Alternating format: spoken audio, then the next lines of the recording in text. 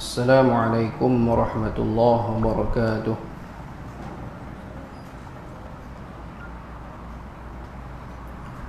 بسم الله الرحمن الرحيم. إن الحمد لله نحمده ونستعينه ونستهديه ونستغفره ونعوذ بالله من شرور أنفسنا ومن سيئات أعمالنا. من يهده الله فلا مضل له ومن يضلل فلا هادي له. أشهد أن لا إله إلا الله وحده لا شريك له وأشهد أن محمدا عبده ورسوله. اللهم صل وسلم وبارك على محمد وعلى آله وأصحابه أجمعين. سبحانك لا علم لنا إلا ما علمتنا إنك أنت العليم الحكيم. رب اشرح لي صدري ويسر لي أمري واحلل عقدة من لساني يفقه قولي. اللهم بالحق أنزلته وبالحق نزل. اللهم عظم رغبتي فيه واجعله نورا لبصري وشفاء لصدري وذهابا لهمي وغمي وحزني. اللهم زين به لساني وجمل به وجهي وقوي به جسدي ثقل به ميزاني وارزقني تلاوته على طاعتك آناء الليل وأطراف النهار واحشرني مع نبي محمد وآله الأخيار. أما بعد. Alhamdulillah, tuan-tuan dan puan-puan, syukur kita kepada Allah Subhanahu wa taala kerana sekali lagi pada malam ini kita dapat bertemu dalam masjid ini. Mudah-mudahan pertemuan kita ini akan dirahmati dan juga diridhai oleh Allah Subhanahu wa taala, insya-Allah.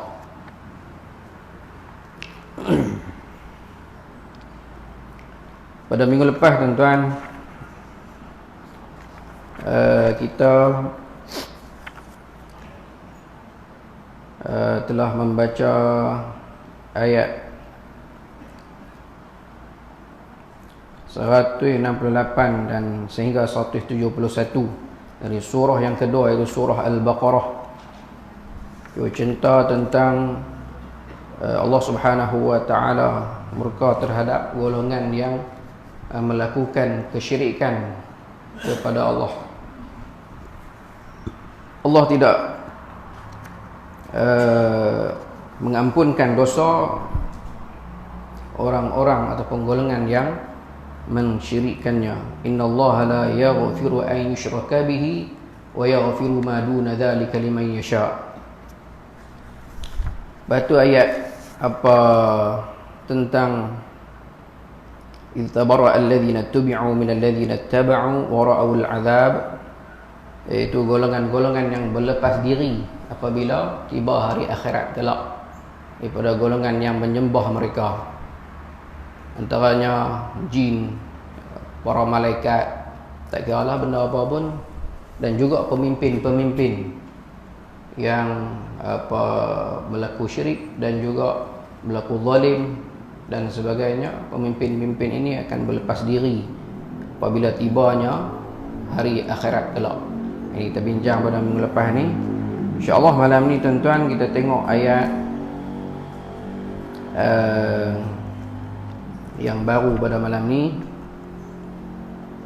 ayat 168. Minggu lepas kita baca ayat 165 sampai 167. Tak maaf silap. Malam ni kita tengok ayat yang ke-60, 168 dari surah Al-Baqarah. Jumpa? Minggu lepas kita baca tapi kita tak ulas.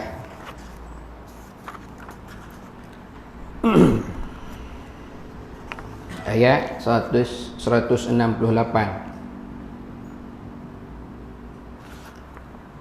A'udzu billahi minasy syaithanir rajim.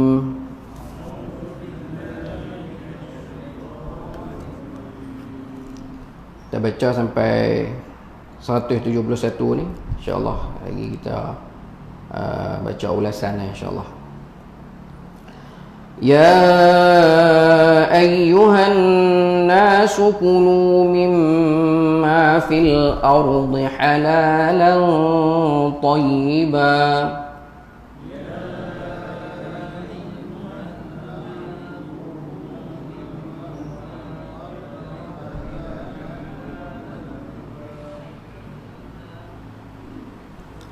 ولا تتبعوا خطوات الشيطان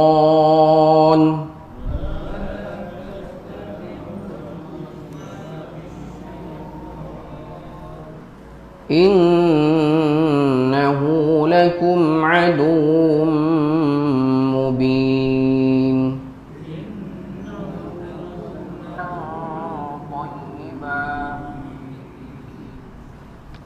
168. Hei sekalian manusia, ataupun wahai sekalian manusia, makanlah dari apa yang ada di bumi yang halal lagi baik, dan janganlah kamu ikut jejak langkah syaitan, kerana sungguhnya syaitan itu adalah musuh yang terang lagi nyata bagi kamu. Ayat ke seterusnya. Innama ya'murukum bis-su'i wal-fahsya'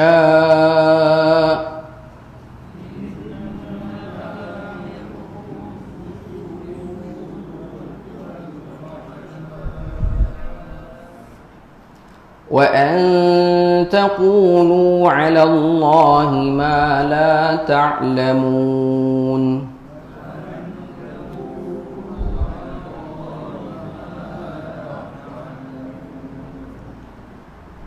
Ia hanya menyuruh kamu melakukan kejahatan dan perkara-perkara yang keji, dan menyuruh supaya kamu berkata dusta terhadap Allah apa yang kamu tidak ketahui salah benarnya.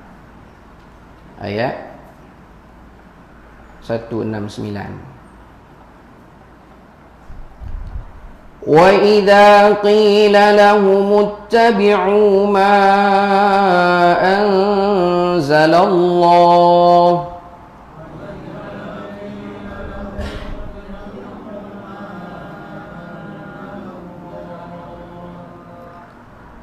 قالوا بل نتبع ما ألفينا عليه آباءنا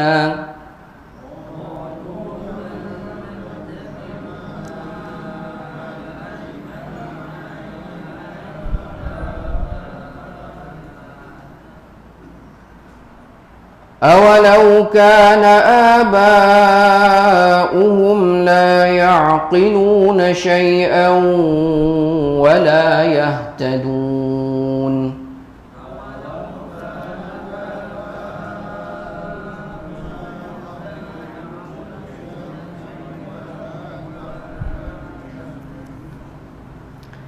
Dan apabila dikatakan kepada mereka, turutlah akan apa yang telah diturunkan oleh Allah, mereka menjawab, tidak, bahkan kami hanya menurut apa yang kami dapati datuk nenek kami melakukannya.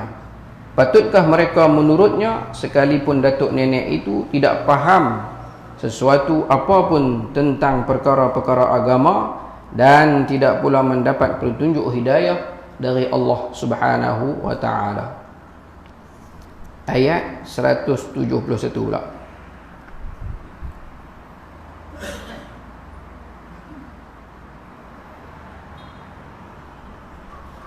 وَمَثَلُ الَّذِينَ كَفَرُوا كَمَثَلِ الَّذِي يَنْعِقُ بِمَا لَا يَسْمَعُ إِلَّا دُعَاءً وَنِدَاءً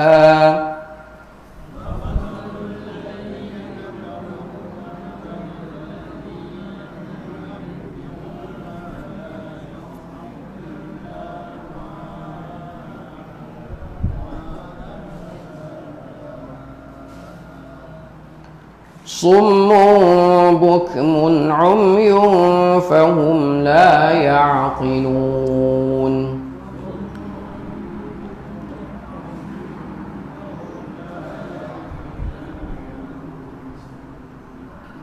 Dan bandingan orang-orang yang menyeru orang kafir bandingan orang-orang yang menyeru orang-orang kafir yang tidak mau beriman itu samalah seperti orang yang berteriak memanggil binatang yang tidak dapat memahami selain dari mendengar suara panggilan sahaja. Mereka itulah orang-orang yang pekak, bisu dan buta. Oleh sebab itu mereka tidak dapat menggunakan akalnya. Tuan-tuan tengok, iaitu ayat yang terakhir kita baca saat ni, ayat 171, wa mathalul ladzina kafaru kamathalil ladzi yan'iqu bima la yasma'u illa du'aan wa nidaan. Perkataan du'aan dan nidaan ini, kalau kita tengok hamzah ni, huruf hamzah ni selalunya apabila kita waqaf ataupun kita berhenti pada kalimah tersebut, maka kita akan matikan dia. Contoh tuan-tuan baca tadi atas tu ayat 169, innama ya'murukum bis-su'i wal fahsya. Kan kalau kita berhenti bis-su'i tu bis-su', berhenti lagu tu. Wal fahsya'i kita berhenti wal fahsya. Kan tuan-tuan carilah ayat yang ada hamzah ni, selalunya kita berhenti dia mati. Kita matikan dia. Kecuali apabila kita jumpa hamzah yang ada di atasnya tanwin fathatain ataupun baris dua di atas. Kita tak boleh berhenti.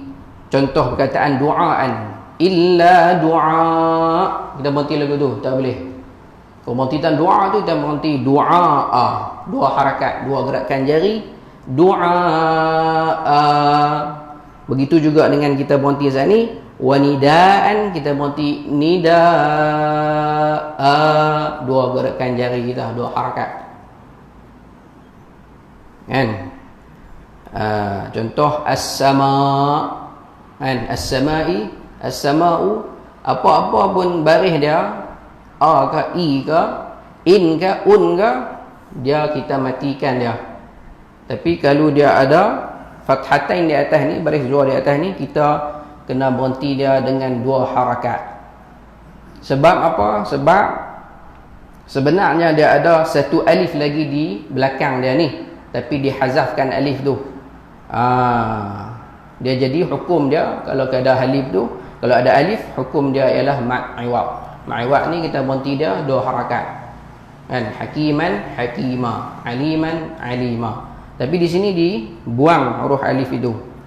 Jadi tuan-tuan lepas ni kalau baca jumpa hamzah yang ada baris dua di atas ni, kita berhenti dengan dua harakat. Kalau tuan-tuan nak tengok lagi contoh lain lah, kalau nak tengok dalam surah Baqarah. Dalam surah Baqarah, tuan-tuan buka muka surat yang ketiga, tak silap saya, ataupun keempat.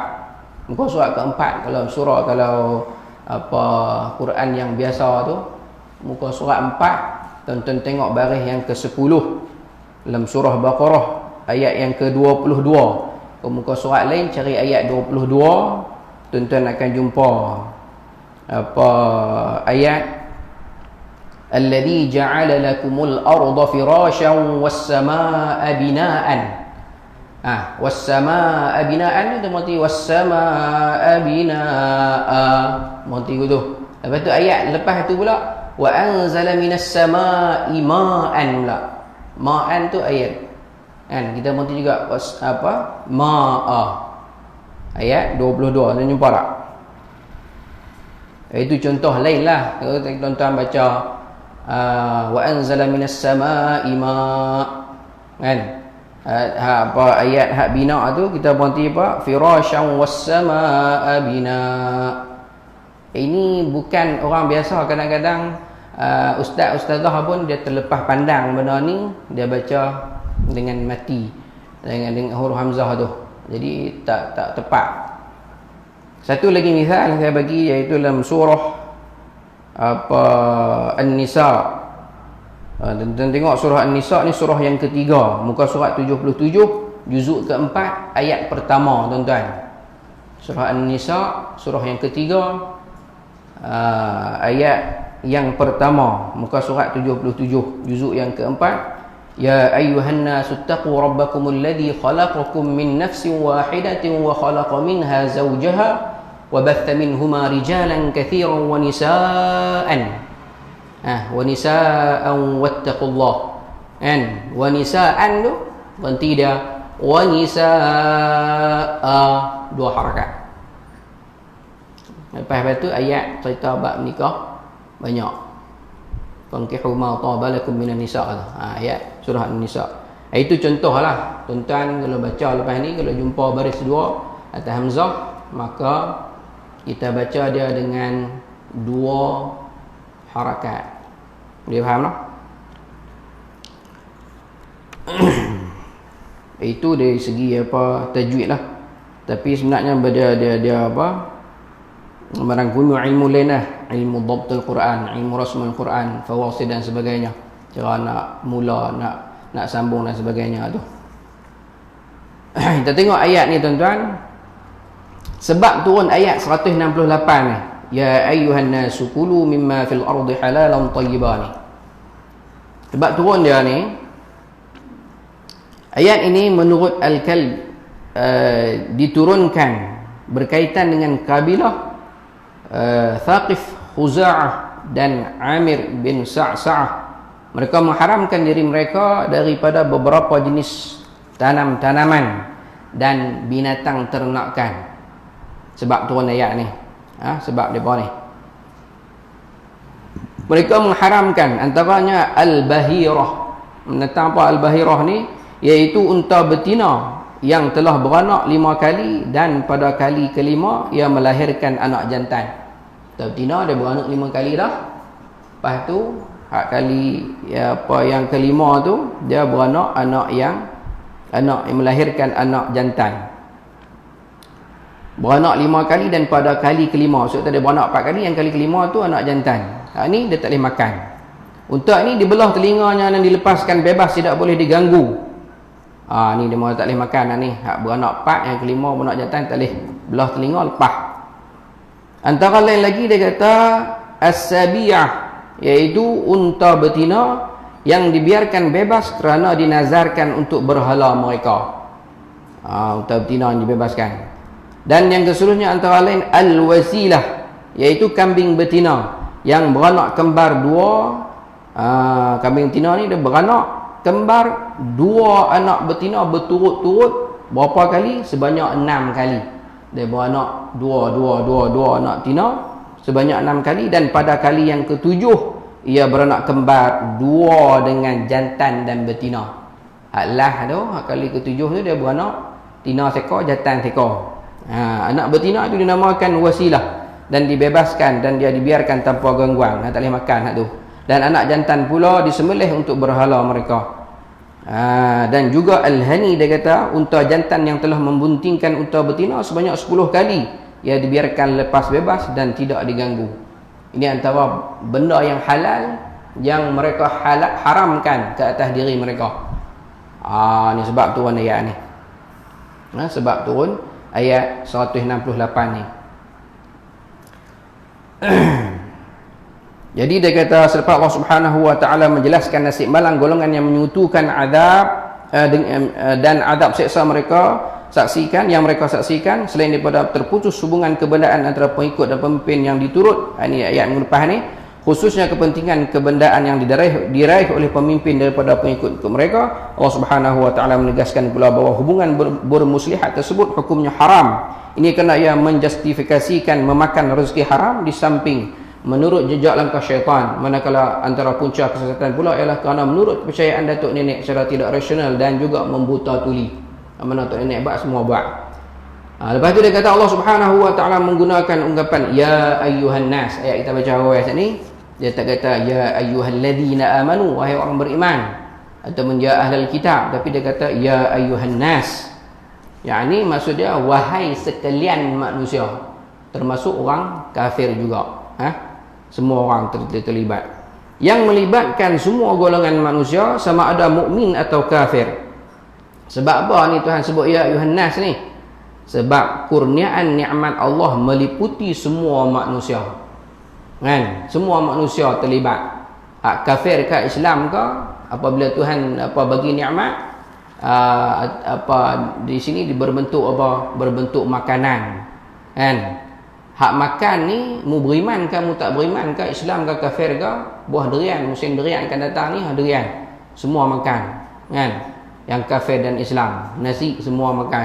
Tak kira dia Islam ke, dia semayang ke, tak semayang ke. Kan? Semua makan. Kekufuran tidak menghalang nikmat Tuhan. Lantaran itu Allah Subhanahu wa taala menyeru mereka semua agar memakan makanan yang halal untuk mereka di atas muka bumi ini, iaitu di rezeki yang halal dan yang bukan syubhat, tiada dosa dan tidak melibatkan hak orang lain. Mereka juga dilarang mengambil apa jua pemberian haram seperti rasuah dan lain-lain yang lumrah diambil oleh pemimpin daripada pengikutnya, yang merupakan perkara yang haram dan keji serta tidak halal untuk diambil. Pengertian ini dikukuhkan oleh hakikat bahawa para agamawan dari golongan ahli kitab, kan, cerita tu minggu lepas juga, terus berpegang pada agama mereka. Mereka menolak keimanan kepada Islam semata-mata untuk menjaga kedudukan, martabat dan juga kepentingan kewangan mereka sebagai pemimpin yang batil dan terus menerima pemberian-pemberian yang haram. Lepas itu dia sebut apa lagi? Kita tengok hukum dia. Allah Subhanahu wa taala mengharuskan manusia menjamah makanan yang halal dan suci di sisi Allah di atas muka bumi ini. Makanan tersebut baik untuk dirinya, tidak memudaratkan tubuh badan dan juga akal kena, justru ditegah makan binatang yang keji.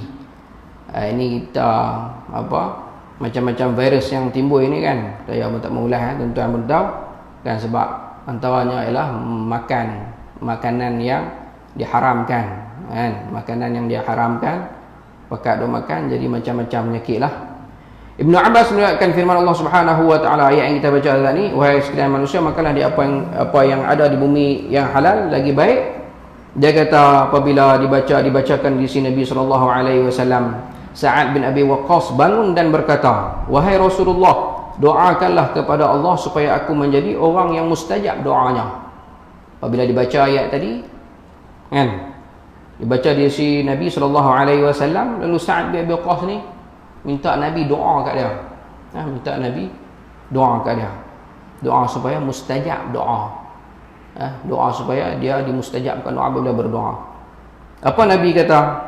Lalu Nabi menjawab, Ya Sa'du, atib mat'amaka takun mustajabad da'wah.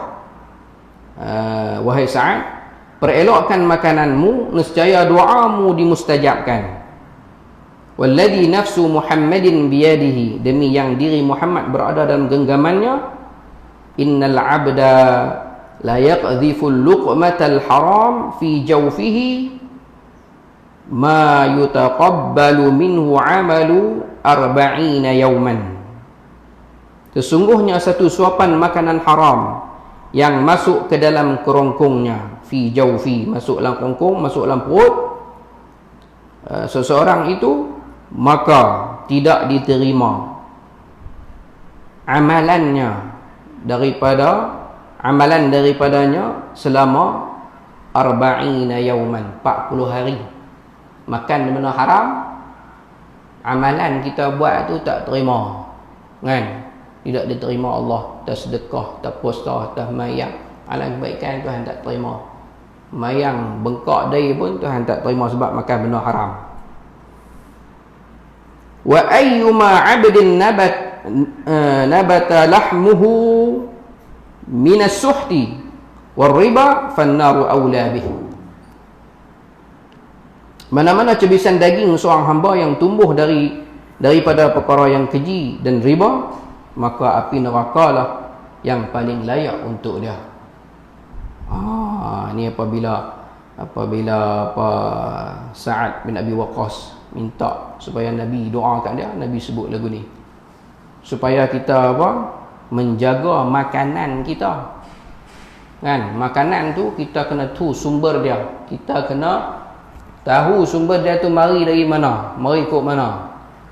Haram ini haram, benda tu haram satu, benda yang kita nak makan tu haram. Babi terang haram, minum air arak, tegak air arak terang dah haram. Satu lagi benda halal tapi kita dapat dia dengan cara yang haram ataupun bersumberkan daripada sumber-sumber yang haram. Ini pun haram juga. Beli ayam sembelih halal tapi daripada duit rasuah, contoh dia, daripada duit mencuri, haram juga kan. Jadi haram ni, walaupun makan benda tu halal, tapi sumber dia haram juga. Bila kita makan benda haram ni, balik di rumah kita, kan, orang yang melakukan kau ni, maka fannaru aula bih, Nabi kata. Dan juga amalan kita tidak diterima, amalan orang yang melakukan ni tidak diterima 40 hari. Perkara halal yang elok ialah yang tidak ada syubhat padanya dan tidak ada dosa, serta tidak menjejaskan hak orang lain dalam apa keadaan sekalipun. Ini menunjukkan bahawa tidak halal bagi seorang Muslim mengambil harta yang bersangkutan dengan hak orang lain atau mengambilnya bukan mengikut izin syarak. Lepas tu kita tengok apa lagi? Wala tattabi'u khutuwatis syaitan. Janganlah kamu ikut jejak langkah syaitan, kerana sesungguhnya innahu lakum aduwwum mubin. Musuh kita yang sangat-sangat nyata syaitan ni. Justru kata Allah menegaskan lagi, janganlah anda terpedaya dan mengikut jejak langkah syaitan dengan segala bentuk godaan, keraguan, kesesatan dan merasuk manusia agar melakukan kejahatan serta kemungkaran. Kedudukan syaitan kepada manusia semenjak zaman Nabi Adam AS adalah sebagai musuh yang nyata. Sememangnya mereka tidak pernah menyuruh kepada kebaikan, melainkan menyuruh berbuat perkara yang mungkar semata-mata. Syaitanlah punca lintasan fikiran yang jahat dan godaan kepada perkara-perkara maksiat. Dia kata, awas, dia kata, jangan sekali ini mengikut mereka. Mereka itu ikut syaitan. Was-was yang dicetuskan oleh syaitan dan penguasaannya terhadap diri kita, dia kata, sering mendatangkan keburukan di dunia dan di akhirat. Was-was ni, satu dia goda kita supaya buat benda tak molek, buat benda huduh, buat benda maksiat. Benda tak molek ni tak gaduh fikir pada syarak, senangnya. Benda molek, tak molek ni selalunya orang buat, dia tak mahu tunjuk orang. Kan, satu benda molek dah juga orang buat, tak mahu tunjuk orang ke. Kan, tapi hak selalunya orang hak jahat ni, dia buat tu tak mahu bagi tu orang. Kalau orang nampak, itu benda tak molek selalunya. Ada juga orang sedekah tak mahu begitu, itu benda baik. Kan, tapi sedekah ni kalau orang tu tak ada masalah. Kan, mayang tahajud, kan, mayang tengok siapa nak tu. Kan, tapi kalau ada orang tengok tak ada masalah, tapi dia takut orang tengok. Bila takut jadi masalah. Tu benda tu tak molek. Benda tu tak boleh. Dan juga mencetuskan was-was. Syaitan ni dia bagi was-was kat kita. Kan, was-was ni memang kalau kena penyakit was-was ni, dia cukup berat lah masalah dia. Iaitu antara lainnya, banyak benda kan, antara lainnya kita kita was-was dalam niat. Kan, dalam niat satu-satu benda kita nak buat. Itu contoh kita sembahyang. Kita biasa tengok orang yang takbir sampai 30 kali, 100 kali ada. Orang bagi salam dia tak boleh takbir lagi. Ini was-was yang teruk. Kan, was-was ni memang teruk lah. Dia mari awal tapi dia tak boleh nak takbir. Padahal sembahyang tu kita mari dari rumah tu, niat dah tu, mari dari rumah kan. Mayang apa? Pagi kita mayang subuh. Mari di rumah terang lah mayang subuh. Mayang subuh berapa rakaat? 2 rakaat. Mari kerana Allah Subhanahu Wa Taala, niat dah. Tapi apabila dia mari, dia tak boleh. Dia duduk usalli tu 10 kali, 100 kali. Alih-alih orang bagi salam, dia tak boleh mayang. Ini menyakit wah-wah. Kalau dia ambil air mayang, maka basah habis baju dia 10 kali. Habis kolam, mayang tak boleh ambil air. Ini menyakit wah-wah ni. Menyakit was-was. Wah-wah ni, bila syaitan tengok kita jadi lagu tu, dia senok, dia gelak. Dia gelak, dia berjaya. Dia bagi kita jadi wah-wah tu. Itu ambil air mayang. Kalau mandi wajib tuan-tuan, biru bibir mulut. Dia duduk apa saja aku mengangkat ada besar tu, habis sekolah lah. Pacuh habis, kalau nak kena pergi sekolah, nak pergi kerja lagi lambat. Paskat merah. Kalau dia terjun sungai taman dulu, biru bibir mulut dia. Lepas terjun lama-lama kerah lah sungai. Sebab apa? Was-was syaitan bagi dalam hati kita tu, dia duk ikut. Begitu juga batalnya wuduk, batalnya sembahyang. Kita duduk tengah mayang, kita rasa terkentut. Kita tak kentut pun, tapi kita rasa terkentut. Rasa ni, dia kena ada bunyi, dia kena ada bau, kan? Barulah yakin. Tapi kita duk rasa ya, kentut tu, bau pun nak, bunyi pun nak. Tak kentut lah, kena yakin lah tu, tak kentut lah. Jangan kita duk pergi ambil mayang lain pula. Tapi apabila kita rasa kita kentut tapi kita tak kentut, jadi wah-wah dia berjaya, syaitan tu berjaya. Kadang-kadang angin duk kat celah punggung tu kan, punggung besar dia duk berlipat tu, dia terbit angin bukan kentut apa hilang perut. Kan? Kentut tu dia busuk, dia put tu Orang sebelah pun dengar. Satu lagi orang yang belahak tuan-tuan, belahak ni tak batas mayang. Tetapi kalau dikira dari segi adab dia lah adab yang tak molek lah. Di Malaysia kita ni kita anggap biasa saja, tapi di negara luar sana, contohnya di Arab sana, kalau kita belahak tu, ini sebagai aib, semacam kita kentut juga. Macam kita kentut tu put tu. Sebab apa? Suara yang terbit daripada mulut, dia kata samalah seperti suara yang terbit daripada dubur. Sebab daripada mari daripada dalam perut suara tu. Cuma hak ni dia naik atas, hak ni dia turut bit ke bawah. Macam kita nak kentut tapi kita duk tahan kentut kan, kita duk tahan. Sat lagi dia akan sedawa, dia kita belahak. Angin tu lah, angin tak terbit ke bawah, dia terbit kot dalam ni, tapi angin tu mari dalam perut. Jadi apabila kita makan pula benda-benda yang tak molek, kan tak molek, benda yang busuk, contohnya buah petai, buah dering, buah durian dan sebagainya, musim durian kan. Kita makan tu benda yang berangin, kita dah belahak dalam masjid. Jam. Kan? Kita belahak kan? Masjid lain banyaklah, masjid kita apa ada. Tapi malam ni saya ayat pas ni dia belahak deras kan. Bukan kita hak mari lah maling. Kita belahak deras tu, hangin pula pupuk pergi kat member sebelah kan. Itu pun saya sebut dah. Jadi tak selesa lah, kawan sebelah tak selesa. Bukan seorang, banyak orang dia pupuk gitu, tambah dia belahak panjang pula tu. Kalau kita buah durian tu, saya sebut itu ni, kawan tak apa ada duit, kita dah belahak bagi dia bubu kan. Dosa tambah ni. Dah dia tak boleh makan, dia boleh ambil bau saja. Ni tak molek, tak bagus. Itu was-was daripada syaitan. Jadi kita jangan bagi dia menang. Kita kena yakin kan, bila takbir ambil mayang. Ada kawan saya bukan orang lain, kawan saya, sampai dia tak yakin dengan akad nikah dia tuan-tuan, was-was, lalah ni bercerai.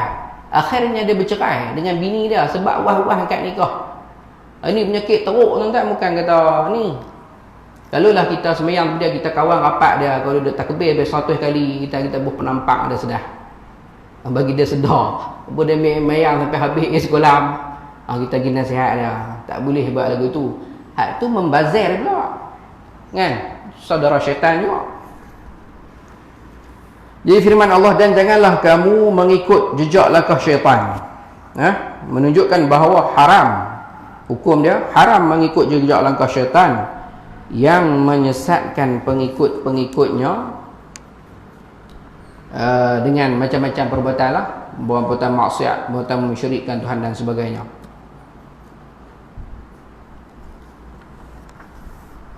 Dia mari sini hadis daripada Sahih Muslim daripada Rasulullah sallallahu alaihi wasallam, sabdanya, yaqulu ta'ala inna kulla malin manahtuhu ibadi fahuwa lahum halal wa fihi wa inni khalaqtu ibadi hunafa faja'atuhumus syayatin fajtalathum an dinihim wa harramat alaihim ma ahlaltu lahum. Apa maksud dia? Sungguhnya setiap harta yang aku anugerahkan kepada hamba-hamba aku adalah halal untuk mereka, dalam firman-Nya juga. Firman ni maksud kata hadis ni hadis kudusi. Allah Subhanahu Wa Taala sebut, sungguhnya aku telah menciptakan hamba-Ku sebagai orang yang benar, yakni orang Islam. Kemudian datanglah syaitan menggoda sehingga mereka mengalpakan agama lalu mengharamkan apa yang aku halalkan untuk mereka. Ini halal satu, mengharamkan makanan, satu lagi mengharamkan macam-macam gitu tuan-tuan, mengharamkan pernikahan. Ada setengah agama tu dia mengharamkan bernikah, tak boleh nikah. Dia kasih pula hajatan supaya nak jadi orang yang dekat dengan Tuhan. Ini semua lawan fitrah. Apabila lawan fitrah ni, dia tak akan jadi benda molek. Dia tak akan jadi benda molek. Ayat berkenaan juga menunjukkan kewajipan seorang Muslim agar berjihad melawan hawa nafsunya dan syaitan. Kena lawan hawa nafsu dan lawan syaitan. Jadi kebaikan yang kita nak buat, amalan yang kita nak buat, kok mana pun kita mesti lawan hawa nafsu kita. Semua kena paksa. Semayang kita kena paksa, nak berzikir kena paksa, nak bangun malam kena paksa, nak puasa kena paksa, nak puasa sunat kena. Semua kita kena memaksa diri kita, barulah boleh jadi amalan. Kalau tidak, tak jadi apa. Itu nama dia mujahadah. Mujahadah. Loceng bunyi tuan-tuan. Nanti kita sebut apa ayat yang berkenaan dengan apa dia? Berkenaan dengan Allah Subhanahu wa taala maklumkan bahawa syaitan adalah musuh. Orang yang berakal wajib berwaspada terhadap musuh ini. Syaitan mengisytiharkan pemusuhan semenjak zaman Nabi Adam AS. Seluruh diri dan hayatnya, ia yakni syaitan tetapkan untuk merosakkan kehidupan keseluruhan anak Adam dan keturunannya. Sehingga ayat berkenaan ayat perkara ini juga disebutkan dalam banyak ayat suci Al-Quran. Umpamanya kita tengok pada minggu depan cerita syaitan ni dia nak menghasut orang-orang manusia hamba Allah ni daripada jalan Allah Subhanahu wa taala, kecuali orang yang illa ibadaka minhumul mukhlasin. Jadi orang-orang yang ikhlas ni insya-Allah Tuhan akan pelihara daripada godaan syaitan ini. Subhanakallah wa bihamdika asyhadu an la ilaha illa anta astaghfiruka wa atubu ilaik.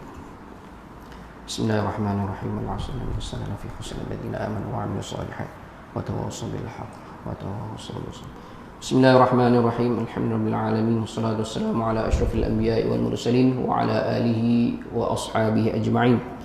Allahumma ij'al jam'ana jam'an marhuma wa tafarruqana min ba'dihi tafarruqan ma'suma. ولا تجعل اللهم فينا ولا معنا ولا من يتبعنا شقيا ولا مطرودا ولا محروما. اللهم اهدنا بهداك واجعلنا ممن يسارع في رضاك ولا تولنا وليا سواك ولا تجعلنا ممن خالف أمرك وعصاك. وحسبنا الله ونعم الوكيل ولا حول ولا قوة إلا بالله العلي العظيم. صلى الله على محمد وعلى آله وصحبه وسلم والحمد لله رب العالمين.